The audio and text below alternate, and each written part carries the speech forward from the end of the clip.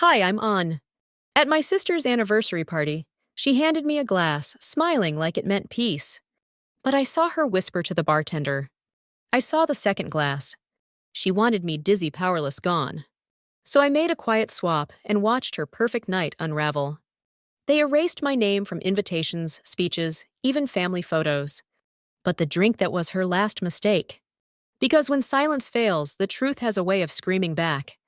Before we dive in, what time are you listening and where from? Drop it in the comments. Because this isn't just about betrayal. It's about what happens when the quiet one stops staying quiet. The message came through at 7:43 p.m. on a Thursday family group chat.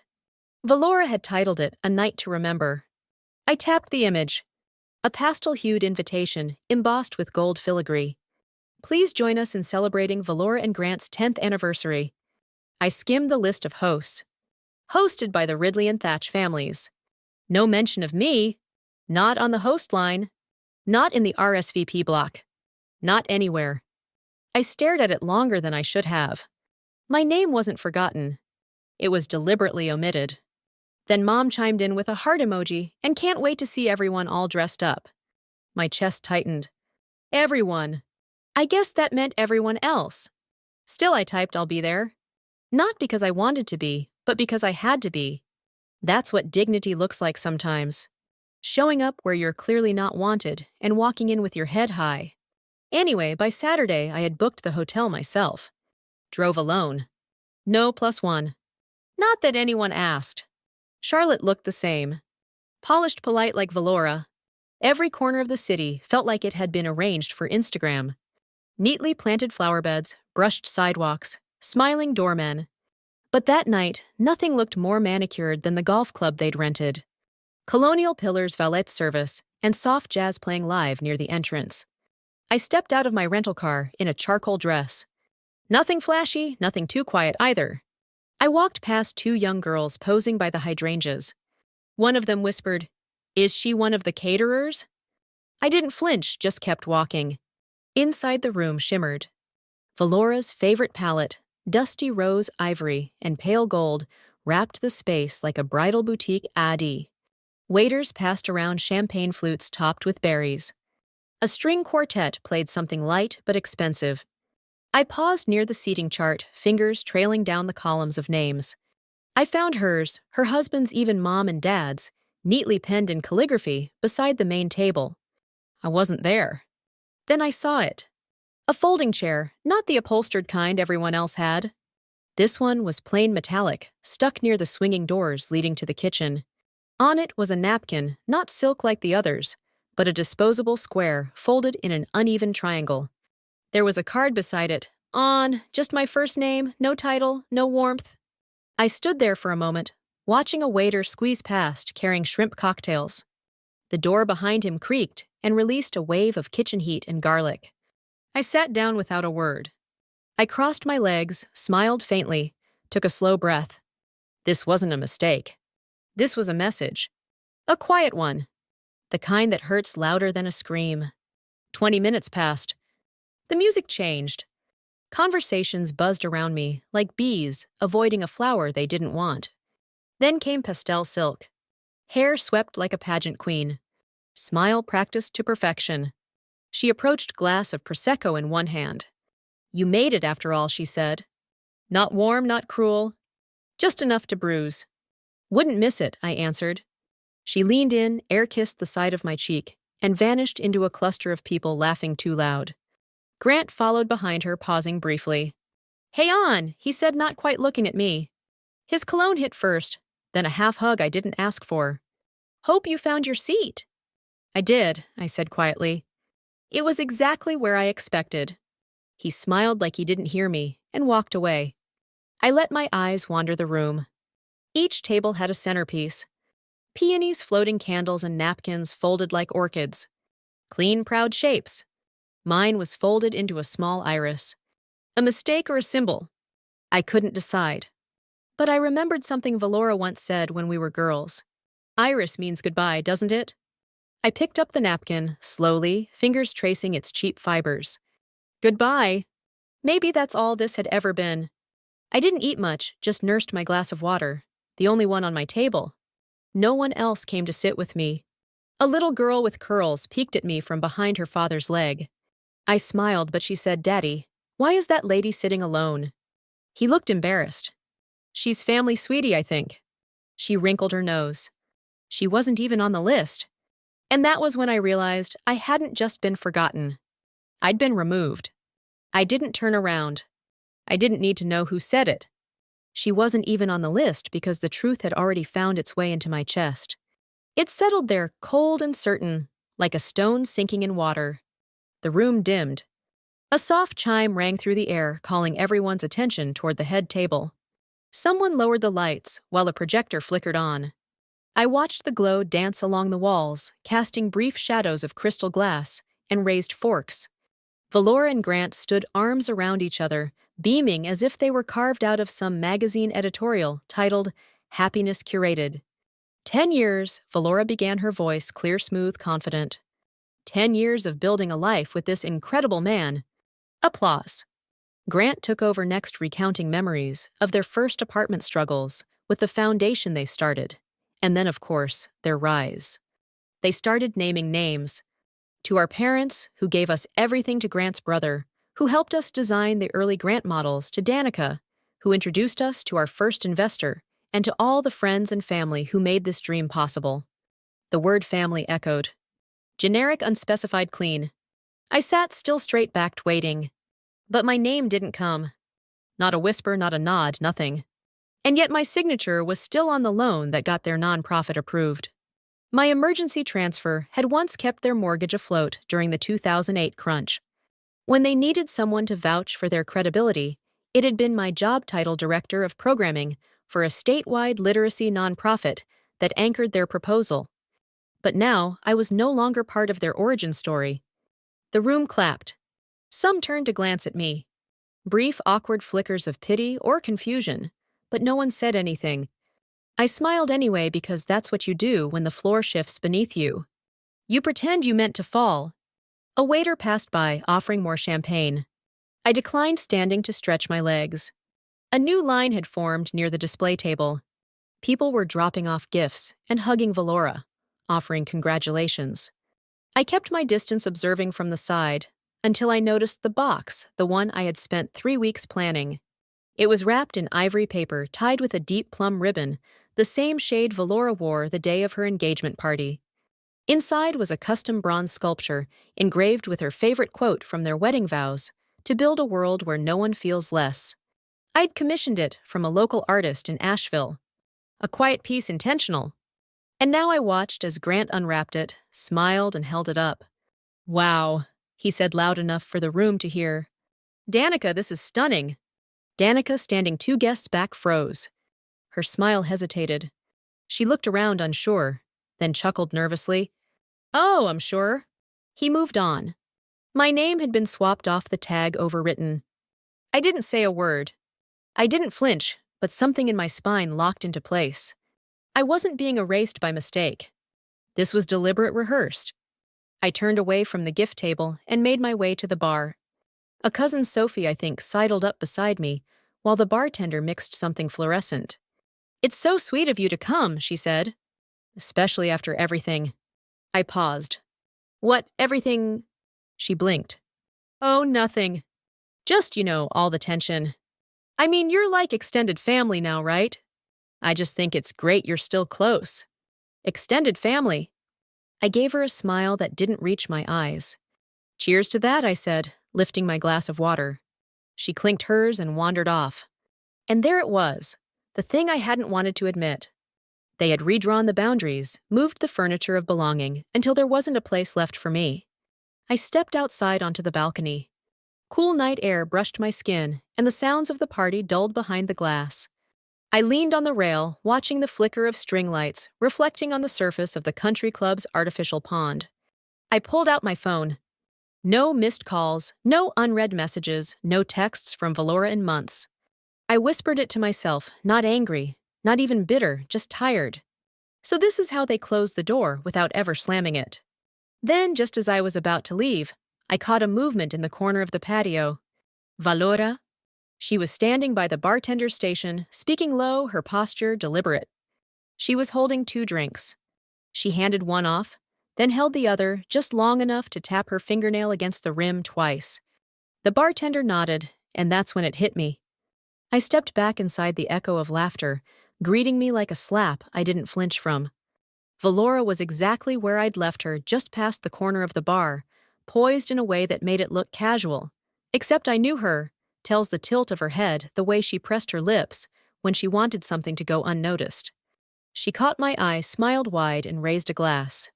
"Special blend for you," she said sweetly, walking toward me and pressing it into my hand like a peace offering. The glass was chilled rim, kissed with a sliver of lime. Valora held onto it a second too long before letting go.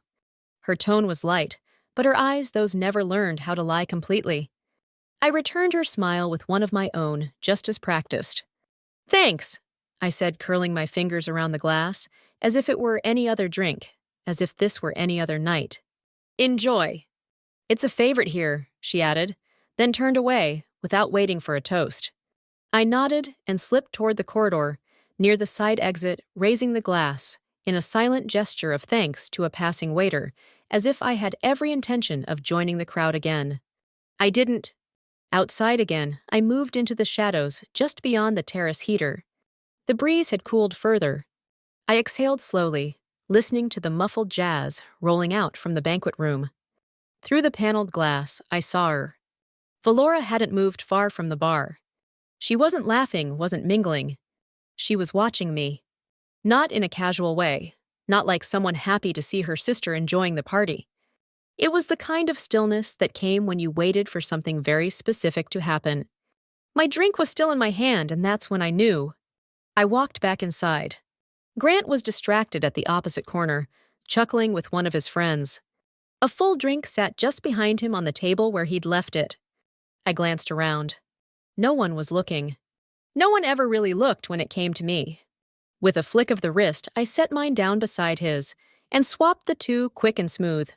His had condensation along the rim untouched.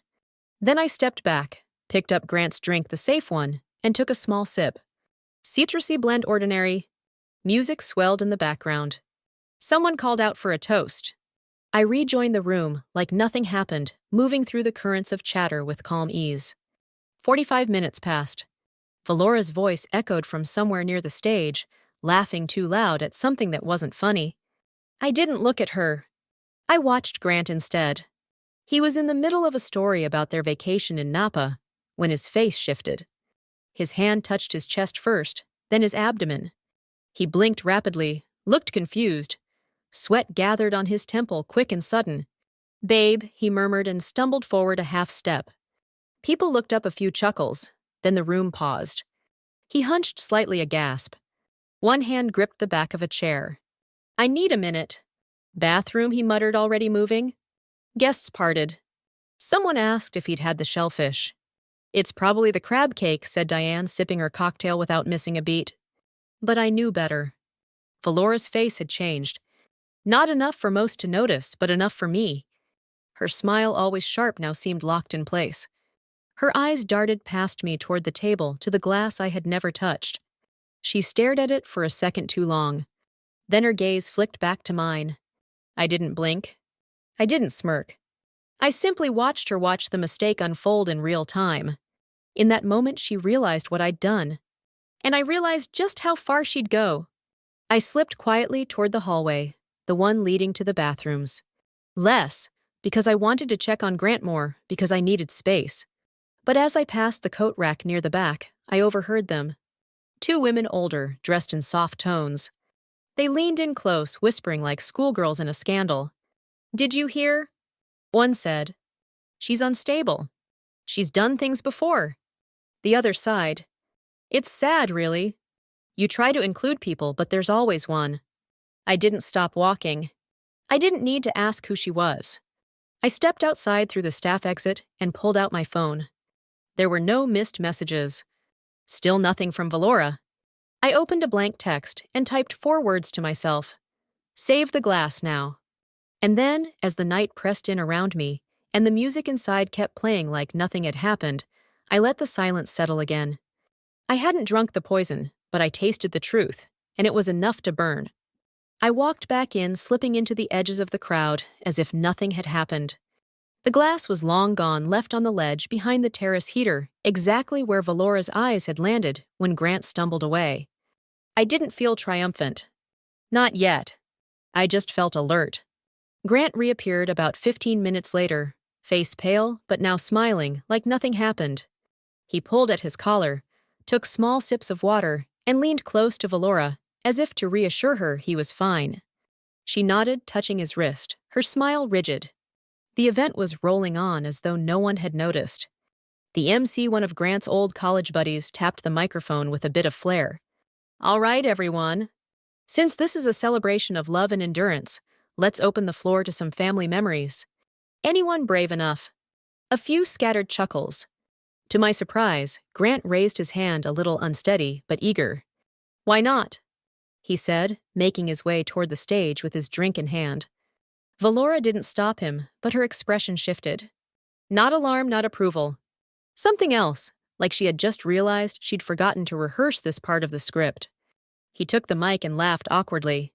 "You know, when you've been married 12 years, the stories pile up." A few polite laughs. The room leaned in.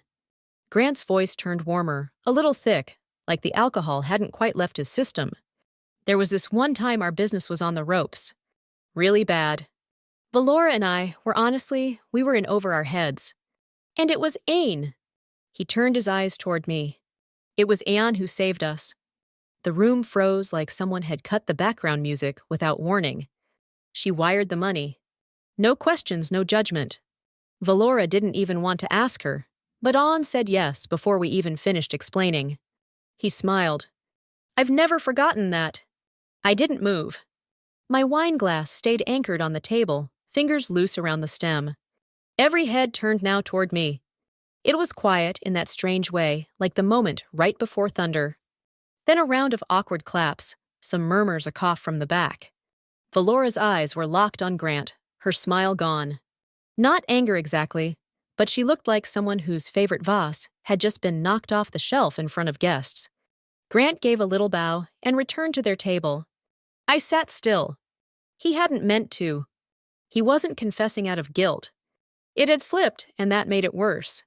The truth had floated out, unfiltered, raw, real, and impossible to ignore. That was the moment something started breaking, not with a shout, with a crack from beneath. Later, after the dancing had resumed, and the tension had been swallowed by red wine and cake, I stepped away from the noise and wandered toward the side garden, where the kids were playing under fairy lights. I stood beneath a trellis, watching them chase bubbles. A small hand tugged my dress. I looked down into the wide, curious eyes of Valora's daughter Elise. Her curls bounced when she tilted her head. "Are you one of the helpers?" she asked sweetly. "Mommy says this party's just for family." My throat tightened, but I smiled. I bent down to her height and smoothed her hair. "I used to be," I said. She beamed and ran off to join the others. And just like that, more than Grant's speech, more than the drink, I felt something crack open. I wasn't being ignored anymore.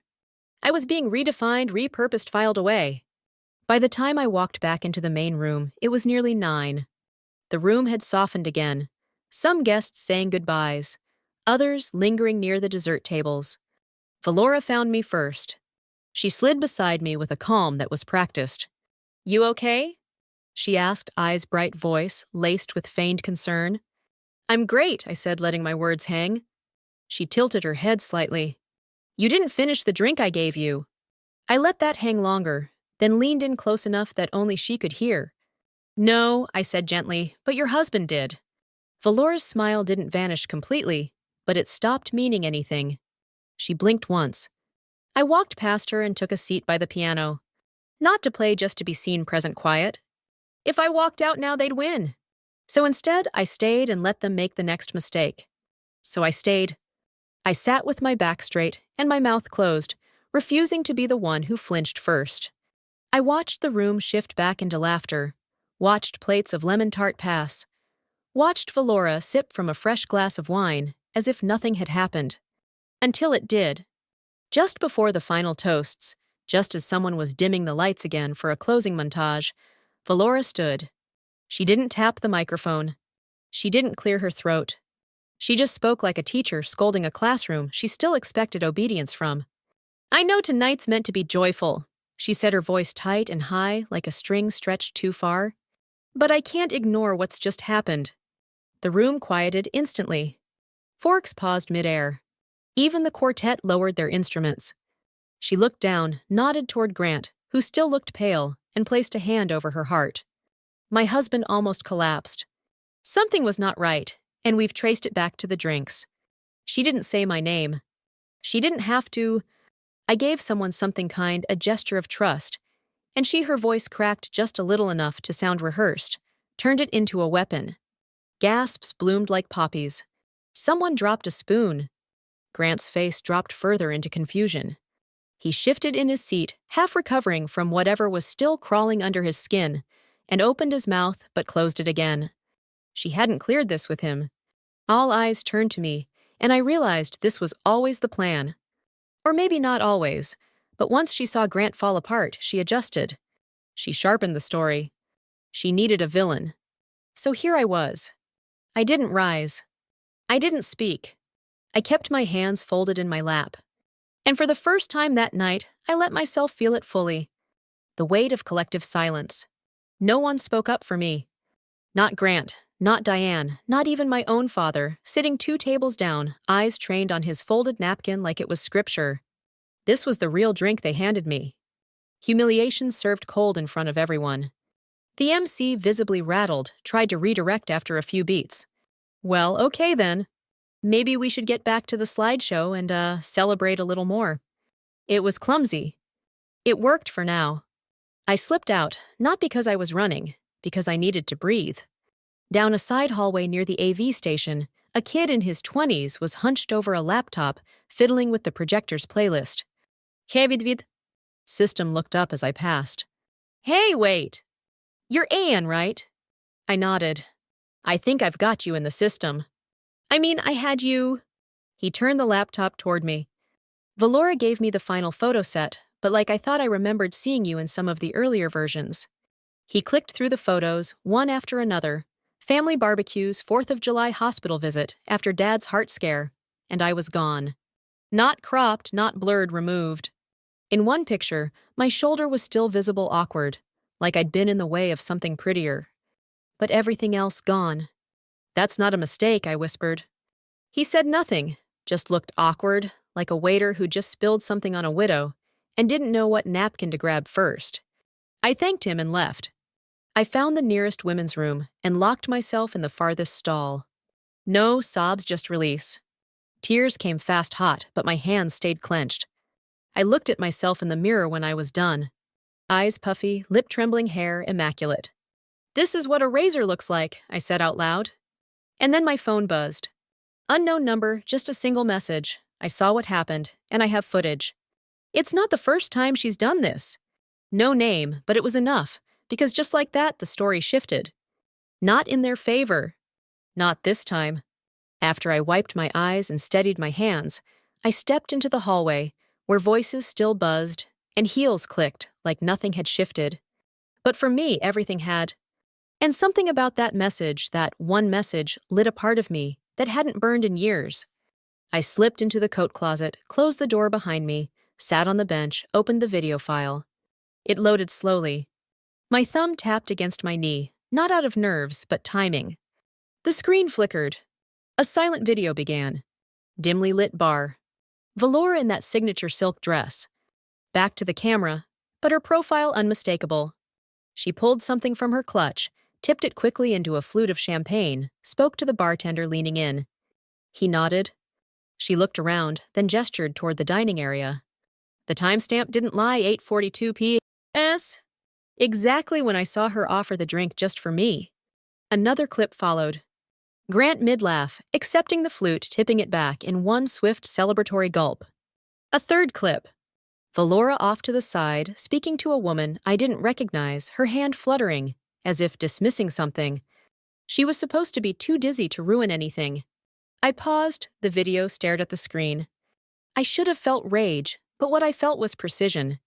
Clean cold, like everything that had been swirling, finally snapped into a line. My phone buzzed again. This time, no name but a second message. Check your investments. I already knew where to look. I'd helped Grant get that business off the ground years ago, wrote the first check myself. Not because he asked, but because Valora looked me in the eyes one night over dinner and said, "If this works out, it'll lift us all." Back home, I'd filed the originals, but I had a scanned copy of the initial agreement saved in my cloud. I opened it. My name clear as day, and Ridley, 33% silent investor. Then, I pulled up the updated version from last year, when they refinanced. No mention of me, just a footnote from the lawyer, per your request. Removed silent investor reference. June 2021. I didn't feel dizzy. I felt documented. My mouth went dry, but not from grief, from clarity. I wasn't just being cut out socially. I'd been erased on paper legally, intentionally. I stared out the tiny slit of light beneath the closet door. Then I called my lawyer. "Save that video," I said, keeping my voice low and flat. Quietly, she didn't ask questions. Next, I clicked the number that had sent me the file. It rang twice, then it was Danica, Valora's longtime friend, her once shadow stylist, the one she used to parade as her brand's image consultant, before Danica abruptly stopped showing up to anything. "I knew it was you," I said. "How long have you had the footage?" "Since I saw what she did," she said simply. 3 years ago, she told me I embarrassed her brand, that my look was outdated. But really, I got too much attention at one launch. She had me cropped out of all her promos the next day. Silence stretched. Danica added, "She does this. Quiet wore pretty knives, and people let her, because she smiles when she cuts." I didn't say anything for a moment. "Then will you testify?" "I already hit record," she said. A pause, then a click. I didn't smile. I just exhaled, because when someone builds a life by editing people out, they forget one thing. Sometimes the person they try to erase is the one who kept all the records. The ride to Valora's house was short, but in my chest something long overdue had settled into place. I didn't fidget with my phone. I didn't rehearse anything. I didn't need to. That night, her dining room was dressed like a catalog, spread muted florals. Soft candlelight name cards etched in cursive 6 chairs. Carefully chosen guests. The illusion of harmony. I stepped in, offered a polite nod to our parents, and sat across from Valora. Grant barely made eye contact. Danica arrived last, quietly slipping into her seat with a tired smile. She didn't bring a gift. She didn't need to. Valora played the part to perfection, passing dishes, making small talk, complimenting Mom's scarf. Her voice didn't tremble once. If she noticed the shift in air, she didn't show it. We got through dinner without incident, but it was the silence that made the forks heavier. She brought out a layered chocolate torte, cut meticulously. I accepted a slice. Everyone did. She lit the centerpiece candles and said, "Dessert always brings peace, doesn't it?" I looked at her and smiled, just once. Then, without a word, I reached into my bag, pulled out my phone, slid the remote across the table, the one that connected to the flat screen behind us. "Would anyone mind watching something?" I asked. No one answered. I tapped the remote. The TV hummed to life. The dining room's warm tones dimmed in comparison to the cold image on screen. There was Valora in the dress she was so proud of, leaning across the bar, pulling a bottle from her clutch, tilting it into a flute of champagne. Her posture fluid, deliberate. Then a cut to Grant, lifting that same glass mid-laugh. The screen froze as he swallowed. The last clip, Valora, whispering to a woman off frame. She was supposed to be too dizzy to ruin anything. Silence. Dad's fork clinked against his plate. Mom's face drained color. Danica never looked away from the screen. Grant's chair creaked as he leaned forward. "What is this?" Valora's voice broke. "It's fake. People can edit anything nowadays. You know that." Danica calmly reached into her purse. She slid a folder across the table. Slow, certain. Inside screenshots with timestamps, metadata, a copy of the full uncut video file with chain of custody documentation, and a printed letter. Valora's handwriting dated 2 years ago from one of her therapy sessions. I struggle with the need to control how others see A&E. She was always too quiet, too capable. I couldn't stand it. Valora's mouth parted, but no words came out. I let the moment breathe, then said, "I'm not here to destroy your life, Valora. Just to reclaim mine." She looked at me like she didn't understand the language I was speaking. Maybe she didn't. Not really. Dad didn't speak. He just pushed his plate away. Mom whispered, "Valora, how could you?" Grant rose from his chair but said nothing. His hands trembled slightly. Danica stood next. She placed one hand on my shoulder. "You ready?" I nodded, picked up my bag, paused at the doorway. "This was never about revenge," I said. "It was about visibility. I was never the problem. I was just inconvenient. No one followed us.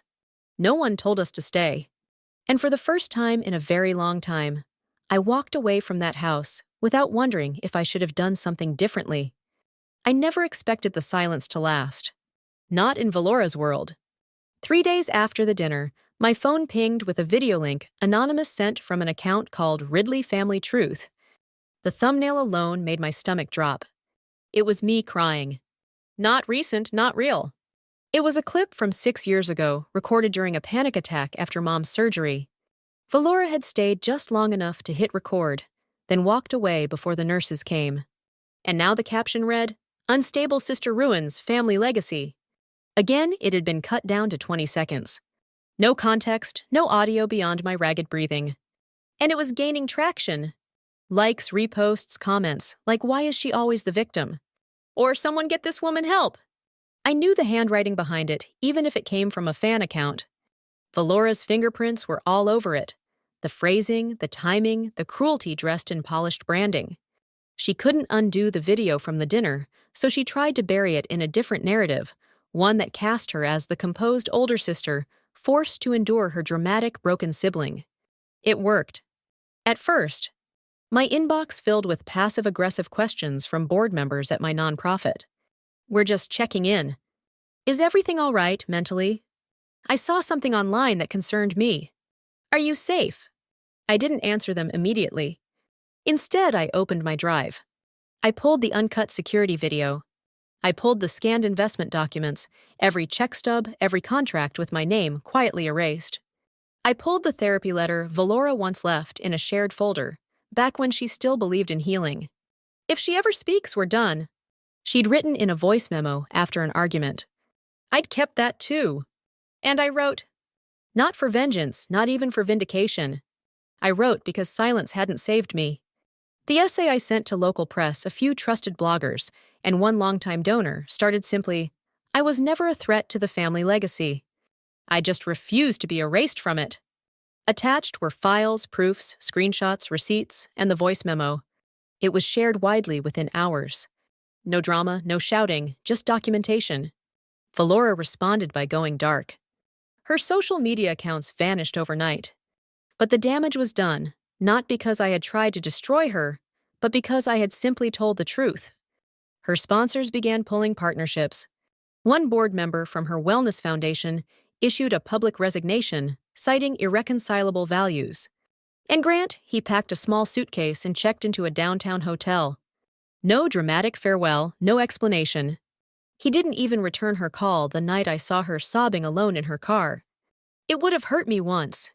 It would have made me feel pity. But not now, not after everything. Instead, I opened a new email, one that had landed that morning in my inbox. Subject line, "Thank you. I watched you stay quiet for years. I watched them spin your absence into a story that made them look better. Watching you speak now is everything. Please don't stop." I leaned back, staring at the screen. Not smiling, not crying, just breathing. Because finally the air felt like mine again. The air that morning carried a stillness I hadn't felt in years. Not silence exactly, but steadiness, like the ground under me had finally stopped shifting. I arrived early before the first guest. The multi-purpose hall we'd rented wasn't opulent, but it was ours. A community center just outside Charlotte, renovated with funds from the new leadership grant we'd secured. This wasn't about press or applause. It was about what came next. The chairs were already arranged in a wide circle, sunlight filtering through the high windows. On each table sat stacks of handouts, fresh notebooks, and something I'd personally folded late into the night. An iris napkin. Not an orchid, not a rose. A folded iris. Simple, resilient, quietly intricate. It was the kind of flower that didn't beg for attention. It just stood, grew, returned. The first guests arrived slowly, women mostly in their 40s and 50s, some older, a few younger. You could see it in their posture, the weight of too many years being interrupted, talked over, dismissed. A few had come alone. Others clutched tote bags like armor. I welcomed them by name one by one. No one was forgotten. By the time I stepped up to the small podium we'd set up near the front, every seat was filled. I didn't use a microphone. I wanted my voice to meet them without filters. "Thank you for being here," I said, steady clear. "This room is built by women who know what it feels like to disappear and choose not to." I paused, watching eyes meet mine. Some blinking back tears, others just nodding. "This isn't a speech," I continued. "It's a beginning." There was a ripple of quiet agreement. And then, because the universe loves irony, a floral delivery was brought in. Purple irises, no card at first, just a blank envelope. I opened it. The message inside was handwritten. "You stood still when the world pushed. You chose to walk forward." No signature, just the handwriting I recognized. Elegant, careful. I set it aside on the podium. I didn't read it aloud to the group, but later during the break, someone asked. So I did, and then I tossed it in the recycling bin. I didn't need to keep it. A closure doesn't always mean forgiveness. Sometimes it just means the door no longer opens both ways. As the event wound down and most people had left, I stayed behind, tidied up, walked the room once more. I let myself breathe in the feeling of something finished and something beginning. That's when I saw him. Grant standing near the back, hands clasped in front of him, not in a suit, this time just a plain jacket. Civilian in every sense. We didn't hug. He approached, nodded once, and held out his hand. I took it. "I should have listened," he said, "when you gave me the chance." I studied his face. The lines looked deeper than I remembered. Not older, just clearer.